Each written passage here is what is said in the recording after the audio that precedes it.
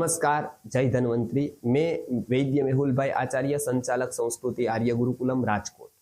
आज हम आयुर्वेद के एक बहुत महत्वपूर्ण विषय पर बात करने वाले हैं, जिसका नाम है आयुर्वेद की ऋषि परिषद। आयुर्वेद की शुरुआत ही यहां से हुई, ऐसा हम कह सकते हैं। आयुर्वेद पृथ्वी पर आया, आयुर्वेद का अवतरण हुआ, उसकी शुरुआत ये ऋषि परिषद से हुई थी। परिषद यानी क्या, ऋषि यानी क्या, आयुर्वेद यानी क्या, ये तो आपको पता ही होगा, तो भी मैं बता देता हूँ। आयुर्वेद जीवन से जुड़ा विज्ञान है, जिसमें जीवन की हर एक बात की सूक्ष्मता से चर्चा की गई है। ऋषि वो व्यक्ति है संसारस्य पारम दर्शयति, अर्थात संस्कार से पार जो दर्शन कर सकता है, जो विचार कर सकता है, ऐसा बुद्धिमान व्यक्ति, एक वैज्ञानिक व्यक्ति, इसको इस संस्कृति में ऋषि माना गया है। परिषद अर्थात चर्चा विचारणा। परिषद यानी एक प्रकार का संवाद, इसको संस्कृत में परिषद कहते हैं। तो ये एक ऋषि परिषद, ऐसी अलग अलग प्रकार की ऋषि परिषदें होती थी। चरक संहिता में 7 ऐसी मुख्य ऋषि परिषदों का वर्णन आया है। इसमें शुरुआत में ही चरक संहिता के सूत्र स्थान में एक ऋषि परिषद का वर्णन आया, जो सबसे पहली ऋषि परिषद कृत युग की मानी जाती है।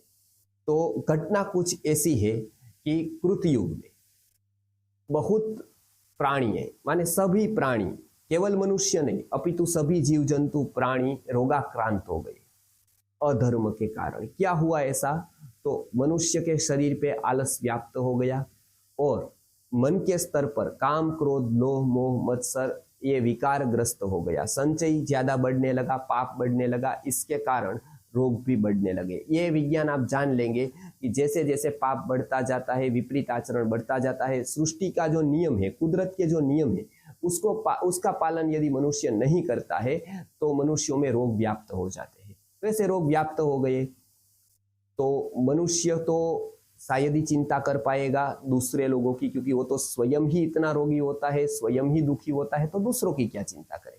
लेकिन सभी के बीच कुछ ऋषि मुनि स्वस्थ थे। जो स्वस्थ होता है, प्रसन्न होता है, वही दूसरे लोगों की चिंता कर सकता है। उनको चिंता हुई पूरे विश्व की, पूरे प्राणियों की, पूरे मनुष्य जाति की, कि ये दुख से ग्रस्त हो गए हैं। तो ऋषि मुनि को चिंता हुई, तो सभी ऋषि मुनि एकत्रित हुए हिमालय की गोद में कृत युग में। 54 मुख्य ऋषि थे उसमें से, और भी दूसरे ऋषि मुनि साथ में आए थे, सहायक के रूप में थे। ऐसे बहुत बड़ा वर्ग वहां पर एकत्रित हुआ। वहां पर मुख्य ऋषि के रूप में भारद्वाज मुनि थे, जो नायक की भूमिका निभा रहे थे। सभी लोगों ने चर्चा विचारणा की। सभी लोगों को लगा कि ये सबसे ज्यादा जो ये दुख का कारण है मनुष्य जाति को आज, और रोग है। विभिन्न प्रकार के रोग हो रहे हैं, एक रोग मिट रहा है, दूसरा हो रहा है, और ऐसे रोगों की परंपरा चल रही है। तो इसके लिए क्या किया जाए।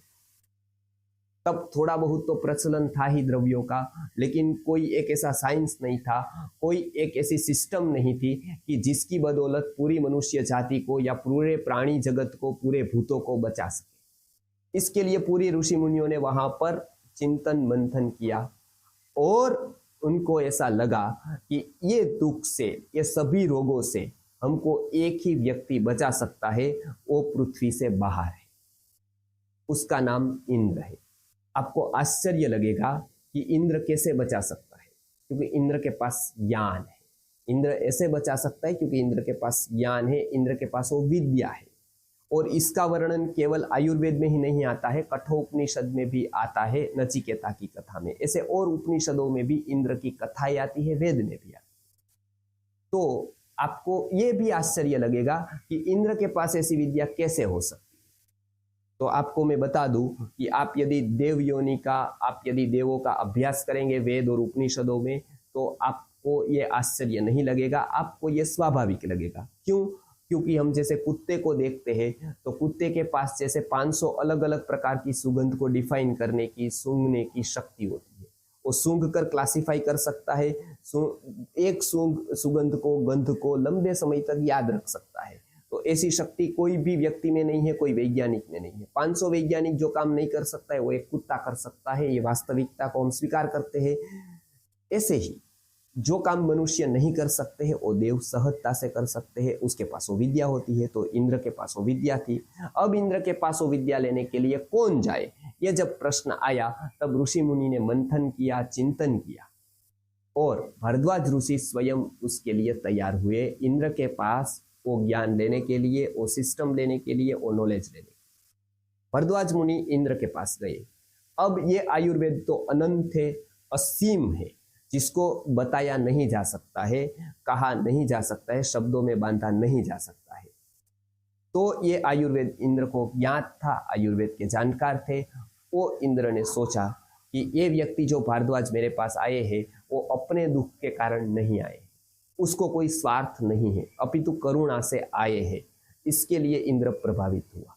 और दूसरा कारण ये भी बना कि भारद्वाज केवल करुणावान नहीं थे, अपितु प्राज्ञ व्यक्ति भी थे, अर्थात बहुत बुद्धिमान थे। बहुत बुद्धिमान व्यक्ति में करुणा आनी संभव ही नहीं होती है, बहुत कठिन होती है, लेकिन वो घटित हो गई वहां पर। तो करुणावान भी है और दूसरा बुद्धिमान भी है।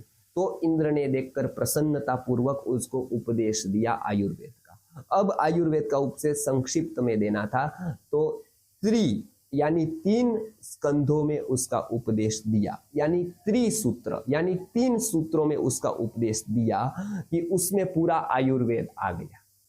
अब देखिए कैसी परंपरा है संस्कृत की संक्षिप्तीकरण की, कि सबसे छोटा करके कोई ज्ञान को दिया जाए तो पचाना बहुत आसान हो जाता है, कहना आसान हो जाता है। तो ये 3 सूत्र दिए। पहला सूत्र है हेतु सूत्र, दूसरा है लिंग सूत्र और तीसरा है औषध सूत्र। हम यदि बात करें ऐसी इस तरह की, तो पहला है कोई भी कार्य का कारण क्या है, दूसरा है कोई भी वस्तु का लक्षण क्या है, और तीसरा है कोई भी रोग का या समस्या का निराकरण क्या है। ये 3 वस्तु होती है। उसमें पहला होता है कारण, दूसरा होता है लक्षण और तीसरा होता है उसका निराकरण यानी उपाय। तो ये तीनों की चर्चा, तीनों की बात उसको ज्ञान दिया गया भारद्वाज मुनि को, कि इसमें पूरा आयुर्वेद आ गया।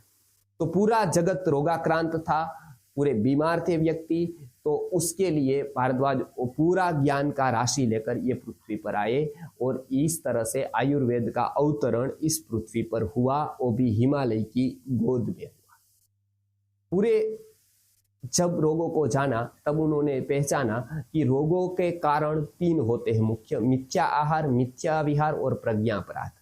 गलत चीजों को खाना वो हमारे रोग का कारण होता है, गलत कर्मों को करना वो दूसरा कारण होता है, और हमारा विवेक का मर जाना वो तीसरा कारण होता है हमारे रोग का, जिसको आयुर्वेद में प्रज्ञापराध कहते हैं। इसके लिए जगत में एकमात्र ऐसी पथी है जो ये बताती है कि चोरी करना भी रोग का कारण बन सकता है। चोरी से भी रोग हो सकते हैं, इतना ही नहीं, चोरी के विचार से भी आपको रोग हो सकते हैं। रोग का इतना सूक्ष्म गणित है। तो ये रोगों के कारण बताए कि आप मिथ्या आहार कर रहे हैं, रोगी होंगे, आप मिथ्या विहार कर रहे हैं तो रोगी होंगे, और यदि आप प्रज्ञापराध कर रहे हैं तो रोगी होंगे ही होंगे। तो रोग से बचना है, 3 को छोड़ो। तो ये पहला सूत्र बताया, इसको हम कहते हैं हेतु सूत्र। दूसरा है लिंग, यानी पहचान, यानी लक्षण। न्याय दर्शन में बताया गया है लक्षण प्रमाणाभ्याम वस्तु सिद्धि।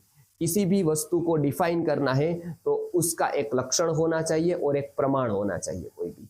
तो ऐसे सारे के सारे लक्षण बताए गए कि आपको सही और झूठ पहचानना है तो आपको लक्षण पता होना चाहिए कि ये लक्षण है तो ये चीज है। तो वैद्य कौन सा अच्छा है, सच्चा कौन सा वैद्य है, उसके लक्षण बताए। झूठा कौन सा वैद्य है, उसके भी लक्षण बताए। सच्ची औषधि कौन सी है, उसका लक्षण बताया, और झूठी औषधि कौन सी है, उसका भी लक्षण बताया। ऐसे अनेक प्रकार के लक्षण बताए ताकि हम पहचान सके आसानी से कि क्या सही है क्या गलत है, और ये भी एकदम निस्वार्थ भाव से बताया। तो ये दूसरा साइंस बताया, लक्षण का साइंस। अब तीसरा बताते हैं औषध का विज्ञान, जो बहुत बड़ा विज्ञान है। आयुर्वेद में ये बताया गया है कि कोई भी द्रव्य अनौषध नहीं है, अर्थात जगत में जितने पदार्थ है वो सारे औषध है, जहर भी औषध है। बस आपको उपयोग सही समय पर और सही मात्रा में उपयोग करना आना चाहिए। यदि आपने वो उपयोग का साइंस जान लिया तो हर एक वस्तु आपके लिए औषध बन सकती है। यदि वो उपयोग का साइंस आपने नहीं जाना तो कोई भी वस्तु आपके लिए औषध नहीं हो सकती। इसके लिए द्रव्य से ज्यादा महत्व का मैकेनिज्म होता है कि हम औषध का उपयोग कैसे करते हैं। तो वो मैकेनिज्म आयुर्वेद में बताया, इसको कहते हैं औषध का विज्ञान। ये औषध का विज्ञान बहुत ही जानने जैसा है, लक्षण का विज्ञान भी जानने जैसा है और कारण का विज्ञान भी जानने जैसा है। यदि हम ये जान जाएंगे तो बहुत रोगों से हम बच पाएंगे, बहुत रोगों को पहचान पाएंगे और बहुत रोगों का सफलतापूर्वक इलाज कर पाएंगे।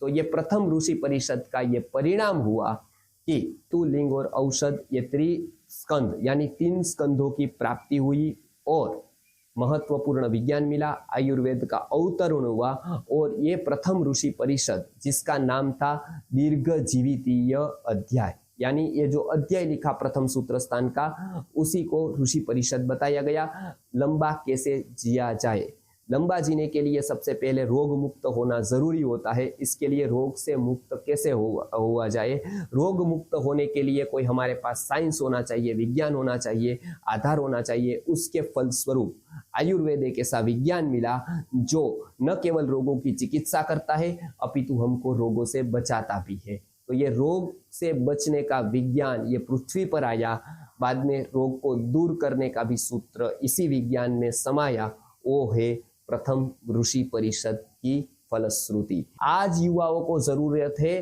कि ये आयुर्वेद के अद्भुत विज्ञान को जानने की, उसको रिसर्च करने की, उसको संशोधन करने की। संशोधन करके जो ऋषि मुनि ने सूत्र में सूक्ष्मता से जो बातें बताई है उसको मंथन करने की, चिंतन करने की। यदि युवा वर्ग यहाँ पर आता है तो आयुर्वेद से भारत अवश्य विश्व गुरु बन सकता है। यदि आपको ये लगता है कि इसको युवाओं को जानना जरूरी है, युवा इसको जानकर आयुर्वेद के प्रति जागरूक होंगे, आयुर्वेद के प्रति गौरवान्वित होंगे, श्रद्धान्वित होंगे, तो आप ये वीडियो ज्यादा से ज्यादा युवाओं को पहुंचाइएगा और आयुर्वेद का ये सबसे बड़ा ज्ञान है, सबसे महत्वपूर्ण ज्ञान है, वो लोग सब जान पाएंगे। ऐसी ही दूसरी ऋषि परिषद फिर से हुई और उसमें बहुत ही महत्वपूर्ण बातें बताई गई। वो हम आगे के वीडियो में दूसरी ऋषि परिषद के बारे में देखेंगे, जानेंगे, समझेंगे और आचरण में लाएंगे। नमस्कार, जय धन्वंतरी। जय